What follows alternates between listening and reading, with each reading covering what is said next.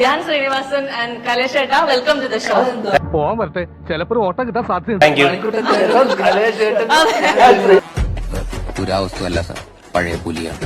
അതെന്താന്നറിയോ, എനിക്ക് ധ്യാൻ ചേട്ടാ welcome to the show. എനിക്ക് അറിയാൻ പാടില്ല, എത്ര കാലമായി ഞാൻ ഇങ്ങനെ നോക്കിയിരിക്കുന്നത്. 2 കാലം ഇതൊരു നടക്ക് പോണ ലക്ഷണില്ല. ഞാൻ ഇവന്റെ 2 വാങ്ങിച്ചിട്ടേ പോവുള്ളൂ. ഈ കണ്ണടയൊക്കെ വെച്ചിരിക്കുന്നത് അല്ല, ഇത് സ്വന്തം തന്നെ. ഇത് ബ്രാൻഡ് എല്ലാം തോന്നും, പക്ഷെ ഇത് പുതിയ ബ്രാൻഡാണ്.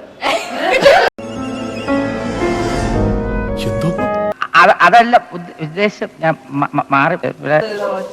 Armani exchange. വിറ്റാണ് ആള്, ഭയങ്കര വിറ്റാണ്.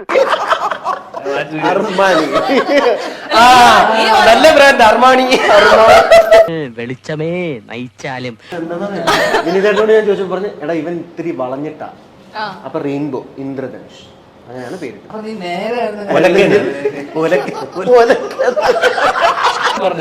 ഒരുപാട് കഷ്ടപ്പെട്ട് ഞാനൊരു സിനിമ ഒപ്പിച്ച് അതിൽ വീണെ പിടിച്ച് അഭിനയിപ്പിച്ച് അത് പെട്ടിയിലുമായി. കോസ്റ്റ്യൂം ഇഷ്ടപ്പെട്ടു, കണ്ണാടി വെച്ചോണ്ടല്ല, എനിക്ക് കോസ്റ്റ്യൂം. എന്തിനായിരുന്നു അഭിനയിപ്പിച്ചേ? ഷൂട്ടിംഗ് ലൊക്കേഷന് മുന്നേ അപ്പൊ എഴുതി ഉണ്ടാക്കുന്ന സീനുകളാണ്. അപ്പൊ തന്നെ പഠിച്ച് അപ്പൊ തന്നെ പെർഫോം ചെയ്യല്ലേ. അതായത് ആശാന്റെ ഫിലോപ്പസി വേറെയാണ്. മണിക്കൂർ ചേട്ടൻ കാണുമ്പോഴേ പ്രായം കൂടുന്തോറും ചെറുപ്പമായിട്ട് വരുന്ന പോലെ ഒരു ഫീൽ ഇല്ലേ? എനിക്കങ്ങനെ ഫീലൊന്നുമില്ല. കളപ്പിലാണല്ലോ. ഈ ബോയ് ഫ്രണ്ടിൽ ആദ്യമായിട്ട് അരങ്ങേറ്റം കുറിച്ച 2 ആൾക്കാർ ആരൊക്കെയാ? ഹണി റോസും ഞാനും. നിങ്ങൾ 2 പേരും കല്യാണം കഴിച്ചിട്ടില്ല, എന്തുകൊണ്ടാ? അതുകൊണ്ടല്ല, ഈ വഴി എവിടെയെങ്കിലും എത്തുമ്പോ ഇങ്ങനെയൊന്നും ഇതാവൂ. നിങ്ങളോട് എനിക്കൊരു ദേഷ്യമില്ല, വിവരമില്ലായ്മ ഒരു കുറ്റമല്ലല്ലോ. എന്താ ചേട്ടാ, ആ ബിഗ് ബോസിലെ വീടൊക്കെ ഇപ്പോഴും ഉണ്ടോ? കിട്ടിയ ഫ്ലാറ്റ്? അത് ഇന്റീരിയർ നടന്നുകൊണ്ടിരിക്കുകയാണ്. ഇത്രയും വർഷം കൈ കിട്ടുമ്പോ ലൈറ്റ് കിട്ടണം, അങ്ങനെ ഒരു ഡിഫറെന്റ് ആയിട്ടൊക്കെ ചെയ്യണമെന്ന് ആഗ്രഹമുണ്ട്. കല്യാണം ഉണ്ടാവും, അത് സമയം ബസ്. ഈ കല്യാണം ഇവർക്ക് നേരത്തെ നടന്നു, ഭാഗ്യവാന്മാർ. വിചാരിച്ച പെൺകുട്ടിയെ ദൈവം അനുഗ്രഹിച്ച് കൊണ്ടെത്തിച്ചു. എന്റെ ഇത് എത്തിച്ചിട്ടില്ല. ആദ്യം അഭിനയിച്ച സിനിമ നമുക്കൊരു സീക്രട്ട് റൗണ്ട് ചെയ്താലോ? വേണ്ട.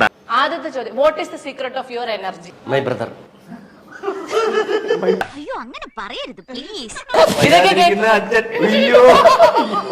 അറിയാതിരിക്കുന്ന അച്ഛൻ, റോളുകൾ ഏറ്റുവാങ്ങുന്ന ചേട്ടൻ. ഇപ്പൊ ക്ലിയർ ആയി, അല്ലെ ഡൗട്ട് അടിച്ച് പണ്ടടങ്ങി പോയനെ. അതെനിക്കറിയാം. അതിൽ എന്റെ ഇന്റർവ്യൂവിന് വലിയൊരു പങ്ക് വഹിച്ചിട്ടുണ്ടെന്ന് ഞാൻ അഭിമാനത്തോടെ പറയും. ഒരിക്കലുമില്ല. ഈ വലിയ ലോറിയൊക്കെ ഓടുന്നതേ, അതിൽ വെച്ച നാരങ്ങയ്ക്ക് എന്ന് പറഞ്ഞ നാരങ്ങയ്ക്ക് ഒരു അഹങ്കാരമുണ്ട്. അതുപോലെ വർഷങ്ങൾക്ക് ശേഷം വലിയ കരിയർ ലോറിയൊക്കെ ഓടുന്നത്, അതിൽ വെച്ചാണ് നാരങ്ങ കൊണ്ടാണ്, എഞ്ചിനും ഒന്നുമല്ല. അതുപോലെ ഉണ്ടെന്ന് പറഞ്ഞത്. പക്ഷെ അത് എന്റെ ഇന്റർവ്യൂ ഉണ്ട്.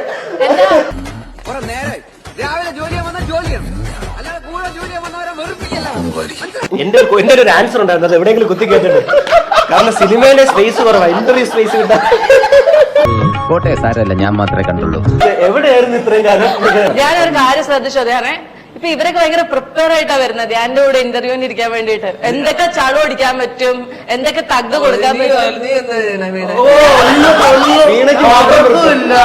രാവിലെ ഉറക്കം എഴുന്നേറ്റ് അതേപോലെ ഇങ്ങ് വരുന്നു. എടി പെണ്ണെ, നിന്റെ ചാട്ട എങ്ങോട്ടാണെന്നൊക്കെ എനിക്ക് മനസ്സിലാവുന്നുണ്ട്. ധ്യാന്റെ എല്ലാ സിനിമകളും കാണുന്ന ആളാണ്. എല്ലാ സിനിമകളും ഞാൻ കാണും. ആണോ? ശരിക്കും? എല്ലാ സിനിമ അല്ല, തിയേറ്ററിൽ പോയില്ല. തിയേറ്ററിൽ പോയില്ല, ഞാൻ ഉടനെ കണ്ടിട്ടുണ്ട്. ആ മറ്റൊരു സത്യം പറയട്ടെ, മണിക്കൂട്ടൻ ചേട്ടനിൽ ഞാനൊരു കുഞ്ഞു ധ്യാനെ കാണുന്നുണ്ട്. നീ അവസാനം എന്റെ കിരീടത്തിൽ നോക്കി ഞാൻ തരൂല, കൊഞ്ഞാൽ മതി. അങ്ങനെയാണ് കാര്യങ്ങൾ. ഞാൻ എടുത്തിട്ട് ഞാൻ പോകുന്നു. Bye bye.